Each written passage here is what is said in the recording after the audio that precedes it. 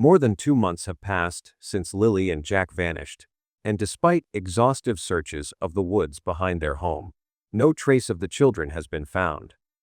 The case has now shifted to a criminal investigation, with their parents as the primary suspects. Yet, no arrests have been made. Questions are mounting about a key player in this case, the RCMP. Are they lacking evidence, hiding something, or even afraid of what they would face behind?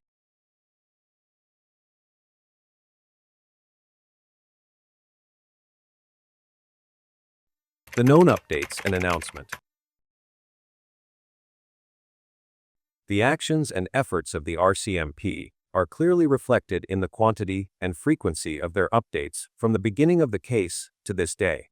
Let's take a look at what they have shared with us over the past 2 months. On May 2, 2025, at approximately 10 a.m., RCMP confirmed that 6-year-old Lilly Sullivan and 4-year-old Jack Sullivan were reported missing from their mobile home on Gairloch Road, Lansdowne Station, Pictou County, Nova Scotia. Immediately following the 911 call, the RCMP issued a vulnerable missing persons alert for the Pictou, Antigonish, and Colchester areas, choosing not to issue an Amber Alert due to the absence of evidence suggesting an abduction. They provided detailed descriptions of the children.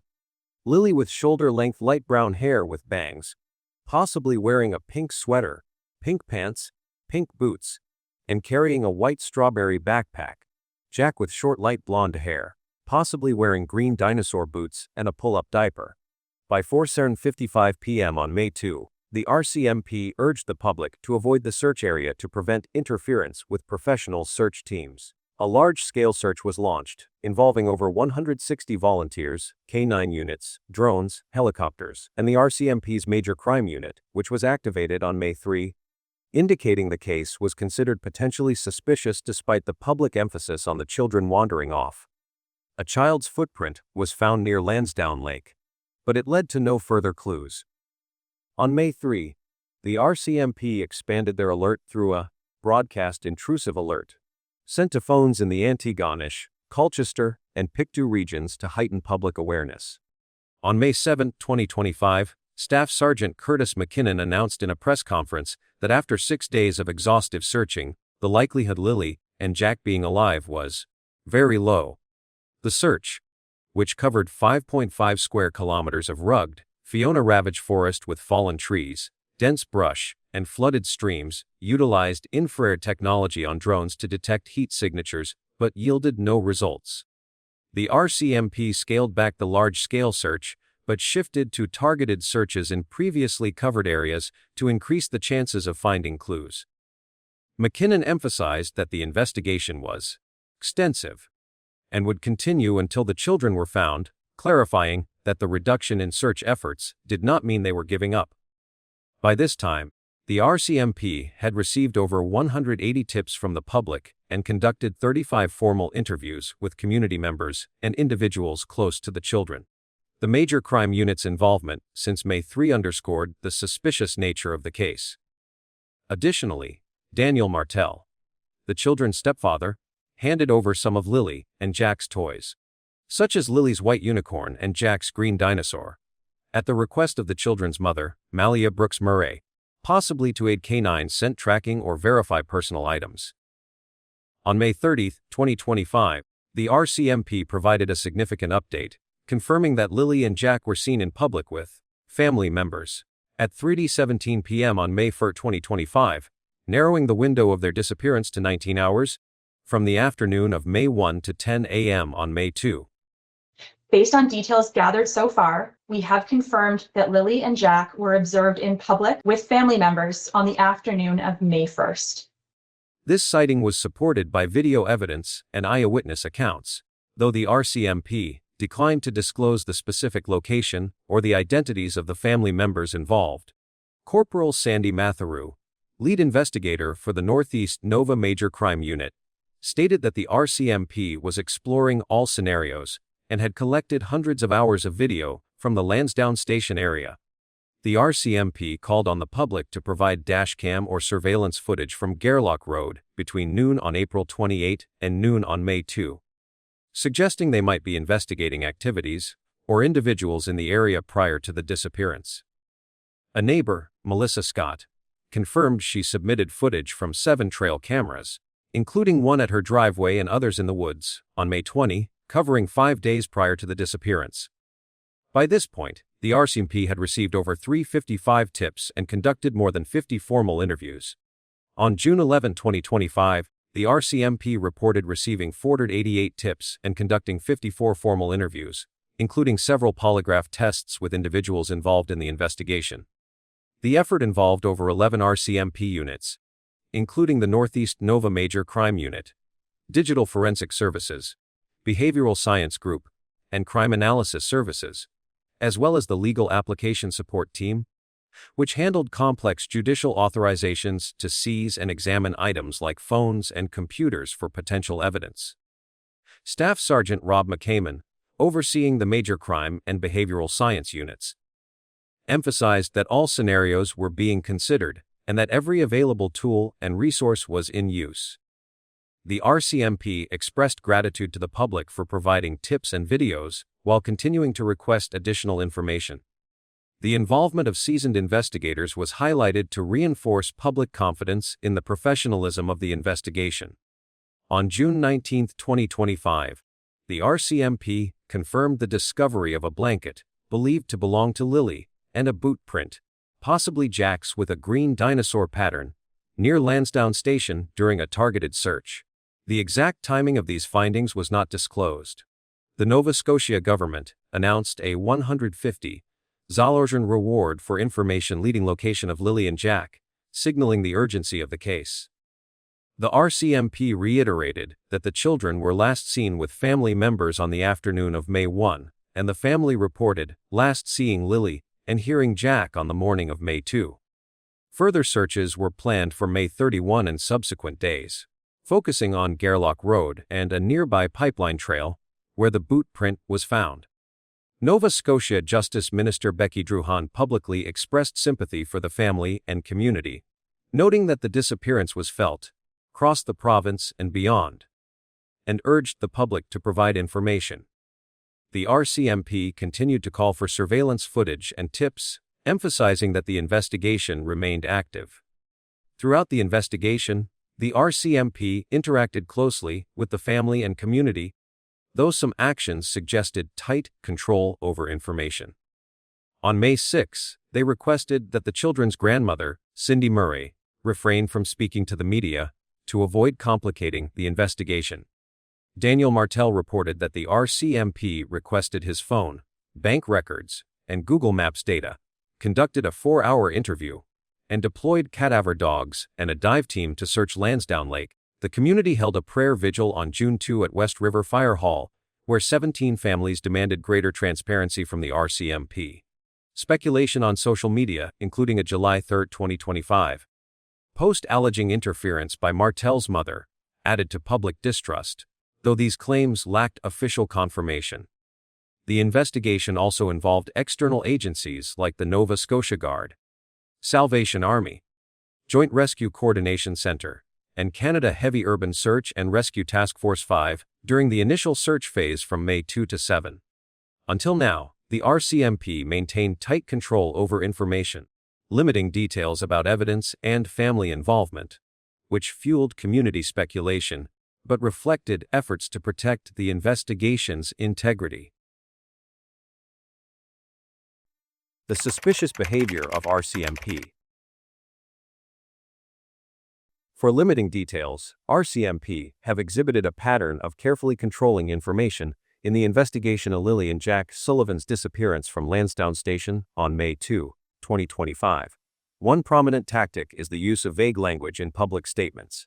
For instance, on May 30, 2025, the RCMP confirmed that Lilly and Jack were seen in public with family members at 3:17 p.m. on May 1, narrowing the disappearance window to 19 hours. However, they withheld specific details about who these family members were, whether stepfather Daniel Martell, mother Malehya Brooks Murray, or others, and the exact location of the sighting. This ambiguity, as noted by the community's growing skepticism, fuels suspicion by leaving critical gaps in the narrative. the RCMP further suppresses information by limiting details about key evidence. A blanket belonging to Lilly and boot prints found near Lansdowne Station were not publicly acknowledged until June 19, 2025, despite Haley, Malehya's half-sister, reporting the blanket's discovery on a tree branch as early as the evening of May 2. Similarly, the RCMP requested dashcam and surveillance footage from Gairloch Road spanning April 28 to May 2, but failed to disclose the contents already collected, including those confirming the May 1 sighting. Neighbor Melissa Scott provided footage from 7 trail cameras on May 20, yet the RCMP did not reveal whether these contained significant leads, suggesting they are withholding potentially critical evidence to control the investigation's narrative. Restricting family members' public statements is another method of information control. On May 6, 2025, the RCMP instructed Cindy Murray, the children's grandmother, to refrain from speaking to the media, as she briefly alluded to in a Canadian press interview on May 7, before being cut off. This restriction hints that Cindy may possess sensitive information, and silencing her appears to be an effort to prevent complicating the investigation or pressuring witnesses.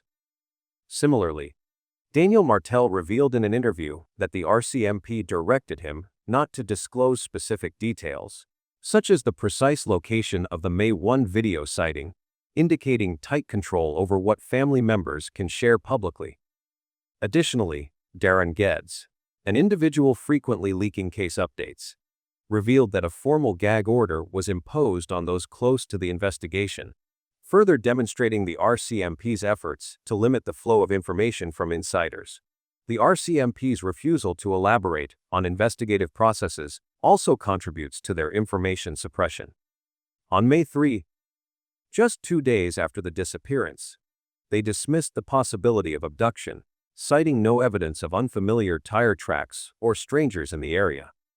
The RCMP has not explained how they processed the 488 tips and 54 interviews conducted by June 2025, or provided updates on the analysis it's like the blanket, boot prints, or Martell's phone, bank, and GPS data.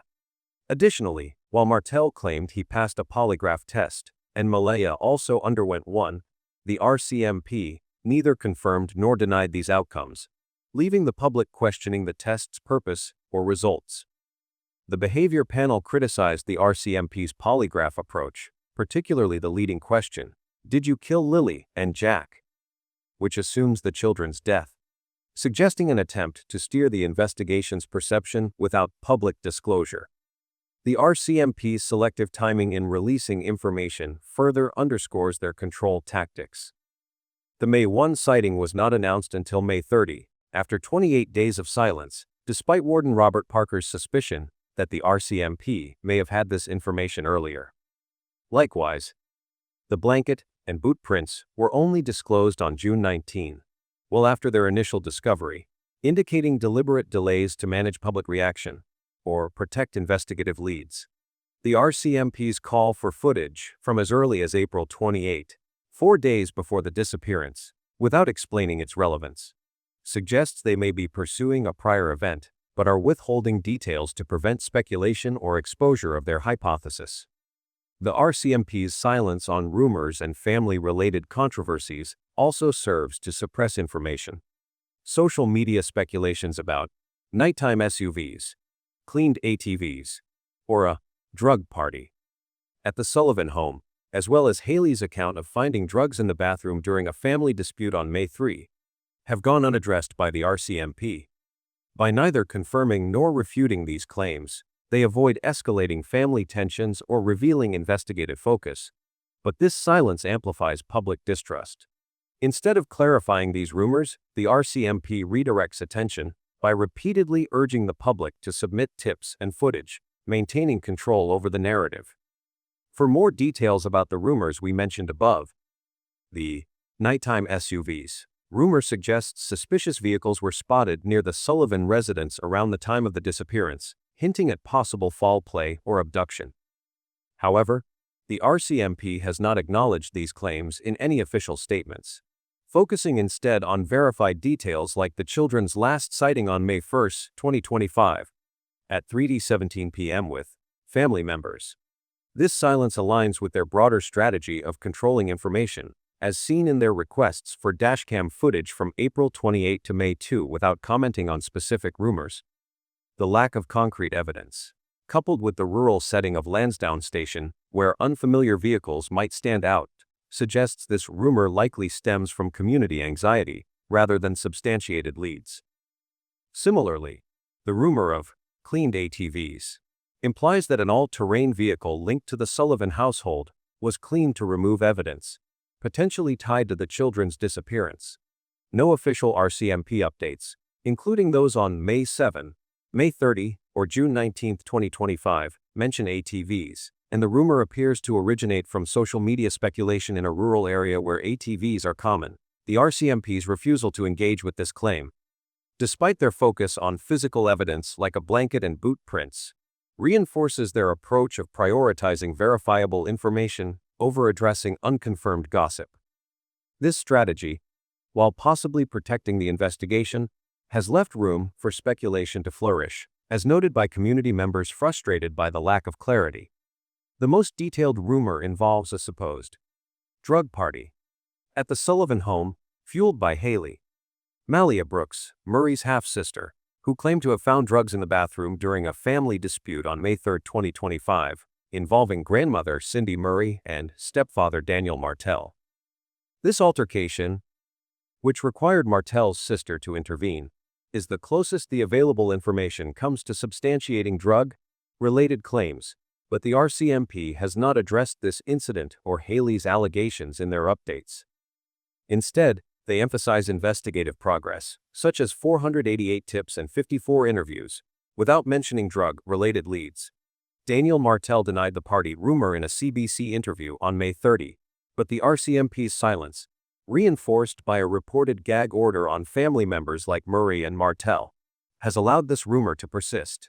Susie Dunn from Dalhousie University noted that such rumors thrive due to the RCMP's limited communication, amplified by social media algorithms.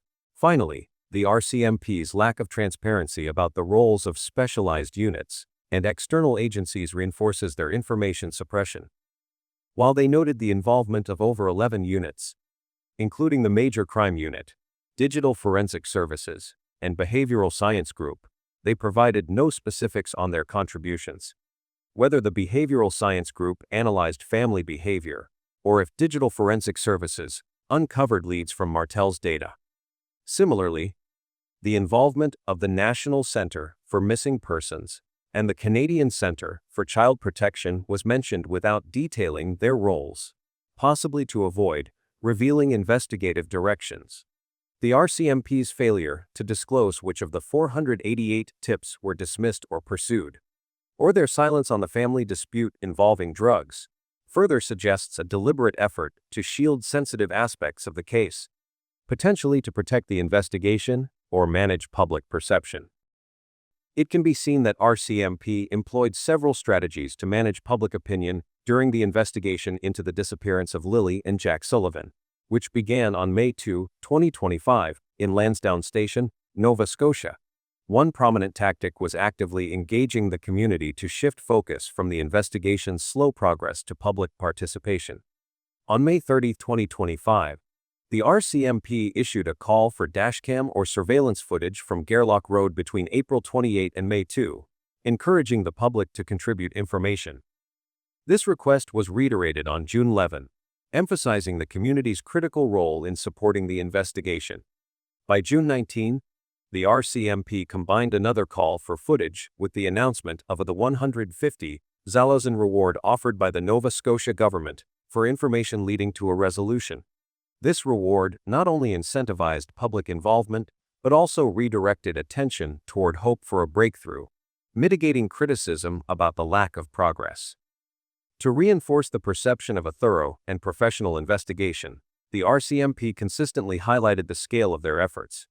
On May 7, 2025, they announced that the investigation had received over 180 tips and conducted 35 interviews, creating an impression of robust activity. This was further emphasized on June 11, when the RCMP reported 355 tips, over 50 interviews, and the involvement of 11 RCMP units alongside national agencies like the National Center for Missing Persons and the Canadian Center for Child Protection. These detailed updates were strategically shared to bolster public confidence in the RCMP's commitment and competence, even in the absence of significant breakthroughs. The RCMP also shaped public opinion by selectively addressing information flow, notably by avoiding direct responses to rumors circulating on social media.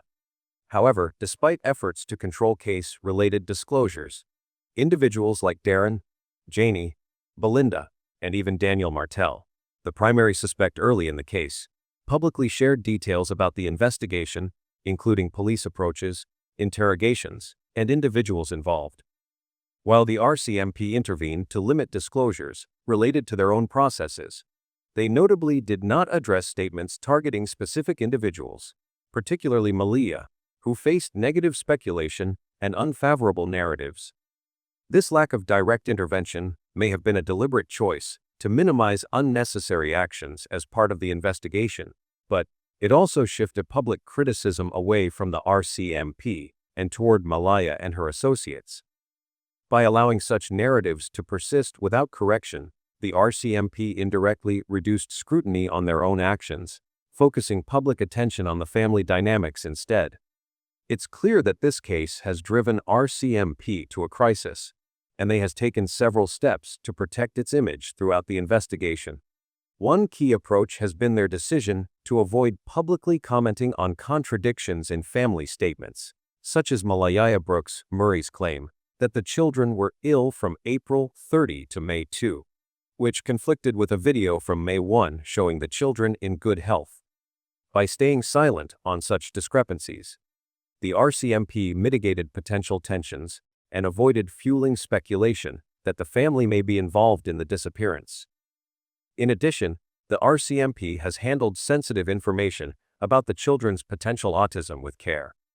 The stepfather of Lilly and Jack mentioned the possibility that both children had autism, which could affect their behavior, such as a tendency not to wander far from home or struggle with communication. This raised concerns that, if lost in the forest, the children might find it difficult to find their way back or respond to search teams due to the behavioral traits of autism, like fear or avoidance of strangers. To further protect its public image, the RCMP has highlighted the cooperation of Daniel Martell. They allowed Martell to publicly state that he voluntarily handed over his phone, bank records, and GPS information, and participated in lengthy interviews and a polygraph test. Although the RCMP did not confirm the results of the polygraph, allowing Martell to share his cooperation created the impression that the RCMP was thoroughly investigating every aspect of the case without bias, which reinforced their image of fairness and professionalism. Martell himself later claimed that the polygraph results were favorable, and the RCMP chose not to refute this, thus maintaining the perception that they were handling potential suspects transparently, even if the details were not publicly disclosed. The RCMP also maintained public trust by providing regular updates, which helped reassure the public that the investigation was ongoing. These updates, though lacking in specific results, such as the discovery of a blanket and boot prints, kept the community informed and conveyed that RCMP was actively working on the case. The use of careful language in their statements, such as, based on the details collected so far, or all scenarios are being considered, allowed the RCMP to avoid making premature conclusions or sparking criticism over overlooked possibilities like kidnapping. By not releasing the polygraph results for either Martell or Malehya, the RCMP also avoided being criticized for the reliability of the polygraph, which is not accepted as evidence in Canadian courts. When faced with increasing public pressure, the RCMP continued to issue periodic updates and appealed for cooperation. These efforts helped calm the criticism that they were not doing enough, as described by Warden Robert Parker, and upheld the RCMP's image as a proactive and engaged force.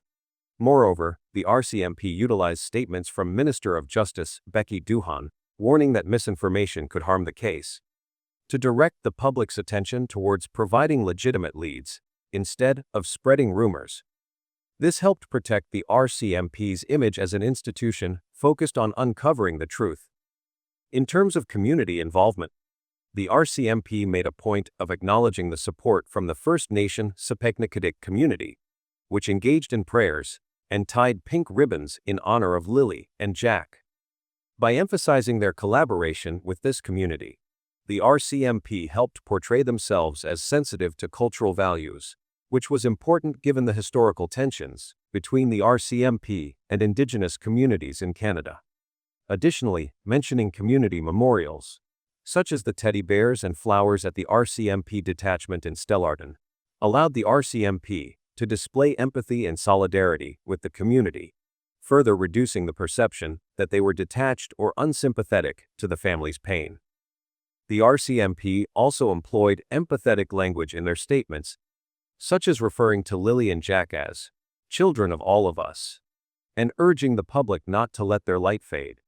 This approach not only strengthened the RCMP's image as an organization concerned with the human side of the investigation, but also showcased their commitment to finding answers.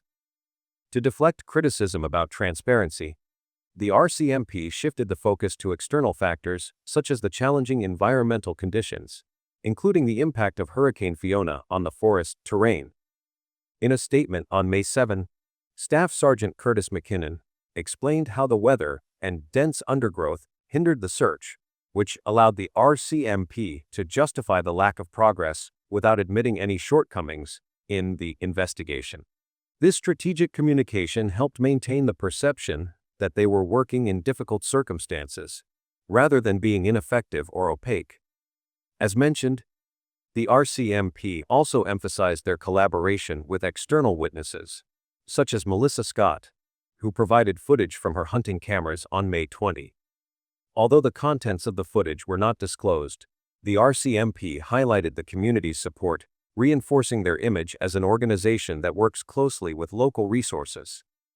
Similarly, the mention of a colleague confirming seeing Lilly and Jack at Highland Square Mall on May 1, as per Daniel Martell, further bolstered the RCMP's image as having reliable sources of information, even when the identities of these witnesses were kept confidential. Finally, the RCMP avoided publicly acknowledging any failures or setbacks in the initial stages of the investigation. For example, they did not mention the oversight of Lilly's blanket, which was found by Haley on the evening of May 2, but only made public on June 19. By not addressing these lapses, the RCMP prevented any criticism of their competence or the limitations of their search efforts, thus protecting their professional image. When criticized by the behavior panel about the polygraph test questioning, the RCMP chose not to respond or explain, avoiding any discussion about the process of their investigation. Through these actions, the RCMP effectively shielded their image while navigating the complexities and pressures of the ongoing investigation. On the positive viewpoint, the RCMP's approach to limiting the release of certain information and controlling the flow of details during investigations, particularly in sensitive cases, is designed to protect the integrity of the investigation and ensure its success. One key reason for limiting the disclosure of sensitive information, such as evidence or witness identities, is to prevent potential suspects from learning about the progress of the investigation. This is a critical aspect of safeguarding the investigative process. If suspects are made aware of the direction the investigation is taking, they may alter their behavior, destroy or hide evidence, or take other steps to cover up their actions. Keeping certain details confidential reduces the risk of such interference, which ultimately aids in the success of the investigation. In addition to protecting the investigation itself, limiting the release of information helps to prevent the spread of misinformation or rumors that could complicate the process. Speculation and false information can quickly spread, particularly in the age of social media, where details of ongoing investigations are often discussed by the public before they are properly verified. If the RCMP were to respond direct to rumors or give in to the pressure of public speculation, it could lead to confusion, diverting attention away from valid leads and creating unnecessary distractions. Instead, the RCMP strategically focuses on real evidence and concrete leads, ensuring that the investigation remains grounded in facts rather than wild conjecture. This careful management of information allows the RCMP to stay focused on actionable intelligence without being sidetracked by public opinion. Another important reason for withholding certain details, especially regarding families or witnesses, is to protect their privacy and safety. In sensitive cases, particularly those involving children, the pressure and scrutiny on family members can be overwhelming. By limiting public exposure, the RCMP reduces the risk of these individuals facing harassment, threats, or undue judgment from the public. This protection allows families to focus on supporting the investigation and dealing with their own emotional burdens, rather than dealing with the added stress of media and public attention. In cases of significant public interest, ensuring that families and witnesses are not subjected to excessive media intrusion or pressure is essential to maintaining their cooperation and well-being throughout the investigation. Additionally, by managing information and releasing it in a controlled manner, the RCMP is able to maintain public trust.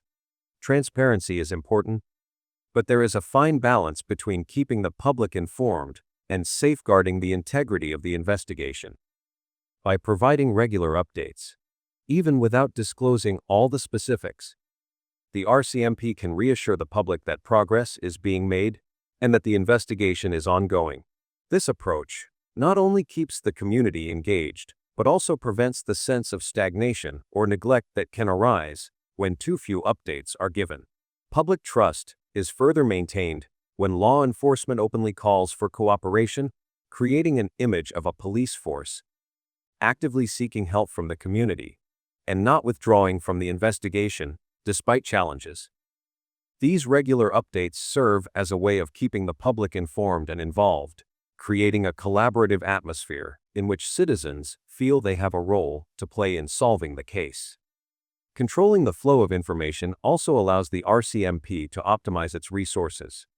Investigations require careful allocation of time and energy, and when the RCMP is forced to address every rumor or outside pressure from the media and public, it can divert critical attention away from more valuable leads. By ensuring that the public is focused on genuine sources of information, such as real witnesses or physical evidence, the RCMP can maintain their resources in areas that will most likely yield results. For instance, calls for the public to submit videos or information that could lead to new discoveries are carefully managed to ensure that any valuable insights are gathered, while irrelevant distractions are avoided. This strategic approach helps to maintain the focus of the investigation, ensuring that the limited resources available are being used in the most effective manner. In addition to operational efficiency, the RCMP must also adhere to legal and ethical guidelines that govern law enforcement procedures. Canada has strict regulations on what can and cannot be disclosed during an investigation, particularly when it comes to information that could affect the fairness of legal proceedings. For example, polygraph results are not admissible in court and could be highly controversial if released to the public. By withholding the results of polygraph tests or similar sensitive data, the RCMP ensures that they are in compliance with these legal standards and avoids potential legal challenges that could undermine the investigation. Furthermore, by not making certain details public, such as aspects of the suspect's behavior or interviews, the RCMP ensures that no prejudicial information is released that could skew public perception of the investigation or the individuals involved. This careful balance of transparency, confidentiality, and legal compliance ultimately serves to strengthen the integrity of the RCMP's investigations. By taking steps to control the narrative, manage public expectations, and protect all parties involved, the RCMP can pursue investigations without being unduly influenced by external pressures. In cases where public trust and community cooperation are vital to solving a case, maintaining a careful and professional approach to information management can make all the difference in achieving a resolution. Through this process, the RCMP not only protects the investigation, but also ensures that the broader community remains supportive and engaged in the search for justice. In the end, the goal is to find the truth, and by managing information carefully, the RCMP increases their chances of doing so successfully. The current status of RCMP and the suspect. As of now, there have been very few updates provided regarding the progress of the investigation. The RCMP has kept much of the information under wraps, with only periodic announcements that offer limited insight into the ongoing efforts. Despite the lack of new revelations, we can piece together a picture of the current situation regarding the suspects involved and the direction the RCMP seems to be taking. Daniel Martell, the stepfather of missing children Lilly and Jack Sullivan, has been actively involved in the investigation from the very beginning. From the moment the children disappeared, Daniel voluntarily cooperated with the RCMP, providing his smartphone for inspection and offering to take a polygraph test, undergo drug testing, and provide bank account information along with his GPS data from Google. His willingness to cooperate indicated his commitment to assisting the authorities in solving the case, despite the suspicion that surrounded him as the stepfather of the missing children. He underwent an official interview with the RCMP's Major Crime Unit on May 6, 2025, just one day before the RCMP announced scaling down the search efforts. In the weeks following the disappearance, Daniel requested and participated in a polygraph test, approximately 3 weeks after the children went missing, around the end of May 2025. During the polygraph test, Daniel was connected to sensors measuring his blood pressure, heart rate, sweat, and other physiological responses. The first question asked was, "Did you kill Lilly and Jack?" with additional questions exploring whether he was involved in or an accomplice in the children's death. Daniel reported that immediately after the test, he was informed that he had done well and passed, with no signs of deception detected in his responses. Despite Daniel's claims, the RCMP has not publicly confirmed whether the polygraph test took place, leaving this matter unclear. However, Daniel has insisted that the test was performed and that the results were favorable to him, providing a sense of reassurance that his innocence was not being questioned. Throughout the early stages of the investigation, Daniel remained in regular contact with the RCMP. Initially, this contact was almost daily, as he continued to provide information and updates. However, by mid-June 2025, about 6 weeks after the children's disappearance, the frequency of communication decreased significantly, with Daniel reporting that contact was now only once every 5 days. He interpreted this reduction in contact as an indication that the RCM no longer considered him a primary suspect in the case. Despite the diminishing communication, Daniel remained proactive, often reaching out to the RCMP through phone calls or text messages to provide small details or share any new information that could aid the investigation. Daniel also provided detailed information about the day before the children went missing.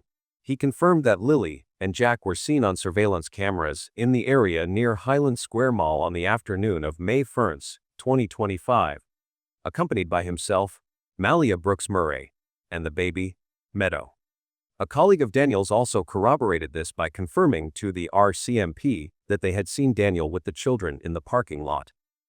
In addition to this, Daniel encouraged the RCMP to search the family home and provide items belonging to the children, such as their stuffed animals, in accordance with Malehya's request.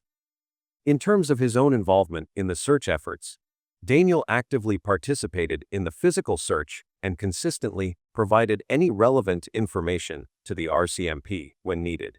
He expressed his gratitude for the police and volunteers' efforts and spoke with the media, sharing details about the children's disappearance, such as the belief that they had exited the house through the back sliding door on the morning of May 2, 2025.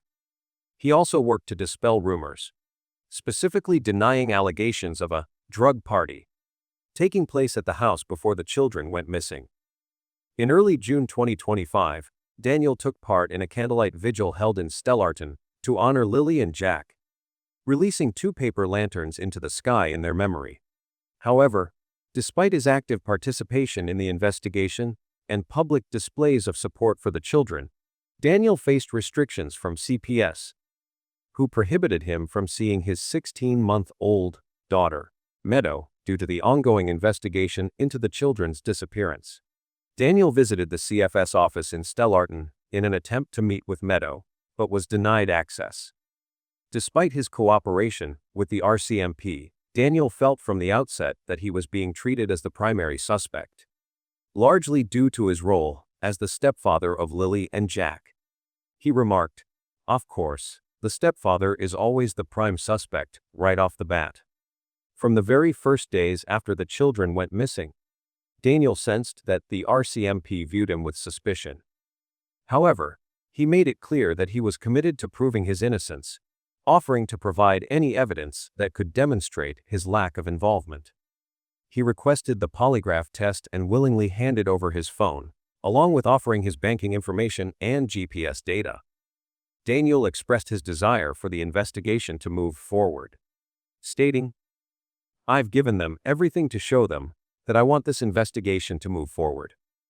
The polygraph test, conducted around 3 weeks after the children's disappearance, was described by Daniel in detail. He recounted the procedure, explaining that he was seated comfortably in a large chair, while several sensors were attached to his body to monitor various physiological responses. Despite feeling extremely nervous, Daniel underwent the test, which included questions like, "Did you kill Lilly and Jack?" and others related to his potential involvement in the children's deaths. He emphasized that there were no questions about whether he had taken the children somewhere else, or whether they could still be alive, which he found somewhat peculiar. After completing the test, Daniel was informed that he had passed, with no signs of deception. Daniel also participated in a formal 4-hour interview with the RCMP. He was aware that the RCMP had conducted 53 interviews with family members and local residents, a significant number of which involved his own family members. Despite his awareness of the ongoing investigation, he chose not to disclose the identities of other individuals who had undergone polygraph tests, as he was concerned that doing so could interfere with the investigation. Regarding the days leading up to the children's disappearance, he strongly dismissed rumors of a drug party taking place at his house before the children went missing, emphasizing that no such gathering had occurred and suggesting that these rumors were designed to distract attention away from the true perpetrators. He expressed frustration with online accusations that he was involved in the children's disappearance, labeling many of the accusations as baseless and driven by drama-seeking individuals. As the investigation progressed, Daniel noticed a shift in the RCMP's attitude toward him. After passing the polygraph test, he observed that the suspicions surrounding him had begun to wane. He noted a significant reduction in the frequency of communication with the RCMP, which had decreased from almost daily contact to once every 5 days. He interpreted this as a sign that the RCMP no longer saw him as a primary suspect in the case. While he acknowledged the positive aspects of this change, he also found it somewhat difficult, as he still wished to stay in touch with the investigators to offer any additional details or insights that might help the case. As the investigation continued to draw public attention, Daniel acknowledged the intense media scrutiny surrounding the case. He understood the public's desire for answers, given the mysterious and unusual nature of the disappearance. However, he expressed concerns that revealing too much information might impede the investigation, saying, "I don't want to hinder the investigation in any way. This is still a missing persons investigation, full of mystery." Despite the widespread public interest, Daniel pointed out that the case had not yet evolved into a criminal investigation, stressing that the RCMP was still focused on finding the children and uncovering the truth. Regarding the investigation's current status, Daniel noted that the RCMP had shared very limited information with him. He explained that he was only privy to what the RCMP decided to disclose, and he had no knowledge of the contents of the surveillance videos. He also observed that the RCMP had requested videos from the days leading up to the children's disappearance, likely to track traffic patterns and identify any unusual vehicles in the area. However, the details of these findings remained unclear to him. Despite the limited information, Daniel remained hopeful that the investigation would ultimately lead to answers, and he continued to cooperate with the authorities in the hope of finding Lilly and Jack.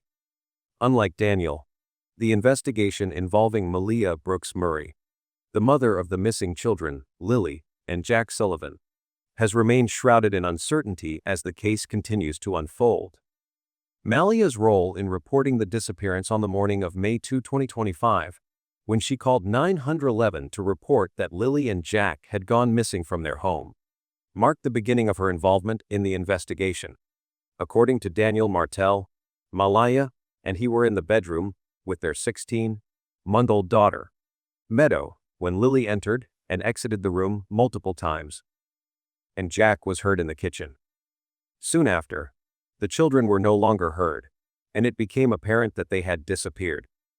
Daniel speculated that the children might have left through the back sliding door, which is known to open quietly without making a sound. Prior to their disappearance, Daniel confirmed that Malehya, along with him, Lilly, and Meadow, was seen on surveillance cameras on the afternoon of May 1, 2025, near Highland Square Mall in New Glasgow. A colleague of Daniel's also corroborated this information, confirming that he had seen the family in the parking lot on that day. It was also noted that Malehya held sole custody of Lilly and Jack, as confirmed by sources familiar with the family's situation. During the investigation, Daniel revealed that Malehya had undergone a polygraph test. However, he was not informed by the RCMP about the results. He mentioned, "I don't know if I can say this, but I will. Yes, she did the test. The RCMP was not allowed to tell me." I asked. No specific details or confirmation about the polygraph results from the RCMP or other sources have been made public, as the authorities have kept this information private to protect the integrity of the investigation. Following the children's disappearance, Malehya's actions raised further suspicions. Daniel reported that she left their home in Lansdowne Station on May 3, 2025, just one day after the children went missing, and went to stay with her mother, Cindy Murray, in Wentworth, Nova Scotia. She also blocked Daniel on social media and changed her relationship status to single, cutting off communication with him. Daniel expressed his frustration, saying, "I haven't heard from her since May 3. She blocked me on social media." Despite this, Malehya asked Daniel to provide personal belongings of the family, including the children's stuffed animals, which were later requested by her, such as Lily's white unicorn, Jack's green dinosaur, Meadow's white giraffe, and her own pink bear. Malehya's interactions with the media were limited. In an interview with CTV News on May 3, 2025, she expressed appreciation for the large search efforts, but also voiced her desire for an Amber Alert to be issued, indicating her growing concern. "I just want to keep hope. But in a mother's mind, you always think the worst," she said. Later, in June 2025, when contacted by the Globe and Mail, Malehya declined to comment on the involvement of Child Protective Services with Lilly and Jack prior to their disappearance, saying, "No comment." Despite Malehya's limited public statements, Daniel urged the public to stop attacking her on social media, expressing concern for her mental well-being and the potential impact it could have on their daughter. "Meadow," he said, "don't attack Malehya, because her mental health will affect our daughter." This call for understanding came amidst growing scrutiny from the public, particularly as Malehya's silence became more pronounced following the initial days of the investigation.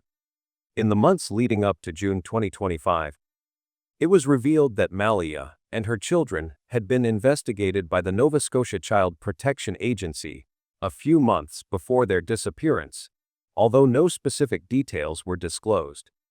Minister Scott Armstrong confirmed that there was a record regarding the children, but emphasized that the priority remained the search for Lilly and Jack. Malehya declined to comment on the matter. As of June 2025, Malehya's involvement in the investigation remains somewhat ambiguous. The RCMP has not publicly identified her as the primary suspect, nor have they confirmed whether she has been ruled out as a person of interest. However, her participation in the polygraph test, as revealed by Daniel, suggests that she is still part of the ongoing investigative process. Daniel has defended her, asserting that he believes she is not involved in the disappearance. "I know Malehya has nothing to do with it," he stated, reiterating his belief in her innocence. At present, Malehya is living with her mother, Cindy Murray, in Wentworth, Nova Scotia, a significant distance away from Lansdowne Station, where the children went missing. She left the area immediately after the disappearance, and communication with Daniel has ceased. Malehya continues to hold sole custody of Lilly and Jack, and is currently caring for Meadow, their 16-month-old daughter.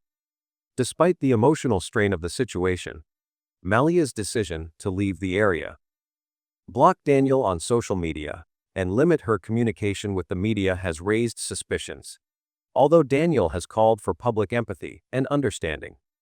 Malehya has faced significant pressure from the public and online speculation regarding her involvement in the disappearance. Daniel has been vocal about the toll this has taken on her mental health, stating, "Malehya's grief is truly unbearable and made worse by the speculation." The ongoing silence from Malehya, coupled with the intense public scrutiny, has only fueled further rumors and assumptions, despite Daniel's calls for the public to cease their attacks. While Malehya has not spoken publicly since June 2025, her actions, such as leaving the area and cutting off communication, have led to widespread speculation about her role in the case. RCMP continues to analyze hundreds of hours of surveillance footage, including video from May 1, 2025, which shows Malehya with Daniel, Lilly, Jack, and Meadow. However, no specific information has been released regarding whether this footage has provided new insights into Malehya's behavior. The investigation is still considered a missing persons case, with no definitive evidence of foul play or abduction at this stage, although RCMP has not ruled out any potential scenarios.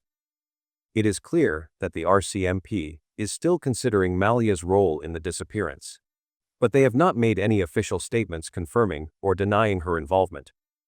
Malehya's family, including her mother, Cindy Murray, has been cautious in their public statements. Cindy Murray has expressed hope for the safe return of her grandchildren, saying, "We are just hoping and praying for the best, that our children will come home." However, Malehya has not been in contact with Daniel or other family members, such as Lilly and Jack's grandmother, Belinda Gray, who has not seen the children in almost 2 years, since Malehya moved to Lansdowne Station with Daniel. This ongoing silence and the family's division have added to the complexity of the case, leaving many questions unanswered. The investigation has not only focused on Daniel Martell and Malehya Brooks Murray, but also on the extended family, as the RCMP continues to piece together the circumstances surrounding the disappearance of Lilly and Jack. One key individual involved in the case is Meadow, the 16-month-old daughter of Daniel and Malehya. According to Daniel, the CPS has prohibited him from seeing Meadow due to the ongoing investigation into Lilly and Jack's disappearance. He visited the CPS office in Stellarton to request access to his daughter, but was denied. Daniel stated, "Right now, I can't be near Meadow. With the kids missing, CPS wants to control everything tightly." This suggests that CPS is closely monitoring Meadow's well-being in the context of the RCMP investigation. Daniel did not elaborate on whether Meadow has been involved in any investigative activities, such as interviews or examinations, but the supervision by CPS indicates that Meadow is being carefully watched for her safety. Recently, there was a photograph showing Daniel spending time with Meadow, but it is unclear whether he regained custody or if it was simply a supervised visit. It suggests a potential positive development in his investigation with CPS and RCMP. Cindy Murray, Malehya's mother and Lilly and Jack's grandmother, has also been involved in the investigation, though her role remains somewhat opaque. Daniel did not specifically mention whether Cindy had participated in any interviews or investigative activities. However, other sources suggest that Cindy was contacted by the media and stated that the police had asked the family not to speak to the press. This implies that Cindy may have been approached by the RCMP at some point during the investigation. According to unverified sources, Cindy is believed to have taken control of Malehya's communication activities, particularly on social media and with the media. It is suggested that she played a big role in managing the interactions between Malehya and the public, which included preventing journalists from approaching the family's home for interviews or further investigation. There is no confirmation from Daniel regarding whether Cindy took a polygraph test or whether she has been considered a suspect in the case. However, her contact with law enforcement during the investigation suggests she may have been involved in some capacity, though her specific role remains unclear. While she has not been publicly named a suspect, the extent of her actions to control media access and communication points to a significant, albeit somewhat hidden, involvement in managing the family's response to the investigation. Belinda Gray, the maternal grandmother of Lilly and Jack, was also interviewed by the RCMP, along with her son, Cody Sullivan, the biological father of the children.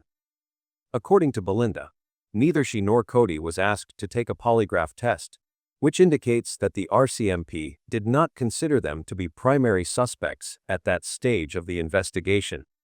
Daniel did not provide detailed information about the contents of Belinda's interview or her role in the investigation. However, it is known that Belinda participated in the search efforts in the Lansdowne Station area and expressed her grief to the media.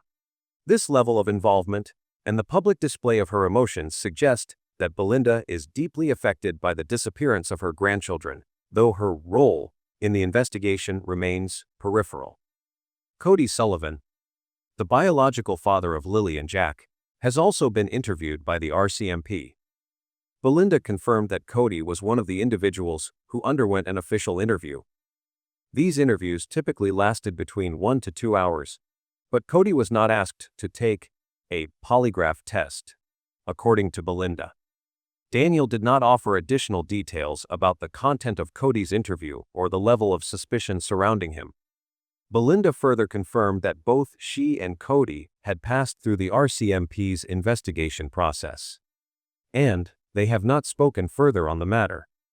This statement suggests that while they were thoroughly questioned, there was no significant evidence linking them to the disappearance, and they have not been considered suspects in the case at this time.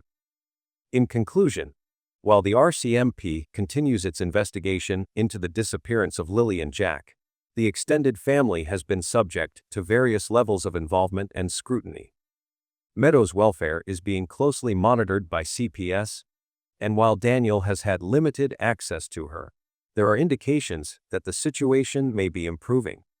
Cindy Murray and Belinda Gray had been interviewed by the RCMP and have participated in the search efforts, though their exact roles in the investigation remain unclear. Cody Sullivan, Lilly and Jack's biological father, has also been questioned by the RCMP, but no evidence has emerged to suggest that he is a key figure in the case. As the investigation moves forward, the family's interactions with the RCMP continue to evolve. But at this stage, the primary focus remains on finding the missing children and uncovering the truth behind their disappearance. The case of Lilly and Jack's disappearance serves as a powerful reminder of the complexities involved in criminal investigations, particularly when emotions, speculation, and public opinion are at play. The RCMP, like any law enforcement agency, may make decisions that seem controversial or even negative to the public. They may withhold information, avoid direct responses to rumors, and focus on protecting the integrity of the investigation. While some may perceive these actions as frustrating or obstructive, it is important to recognize that these moves are often designed to preserve the investigation's credibility and prevent any interference or contamination of evidence. The ultimate goal is to uncover the truth, and sometimes that requires patience, restraint, and a methodical approach. The lesson here is clear as members of the public. We must maintain a neutral stance. It is easy to become emotionally charged when faced with such tragic events, but it's essential to avoid jumping to conclusions or casting judgment without all the facts. Instead, we should support the process by respecting the authorities' need for discretion and by resisting the temptation to indulge in speculation. Our personal opinions and emotions should remain just that, just personal. Publicly attacking or accusing individuals involved in the case can only undermine the investigation and delay the search for answers.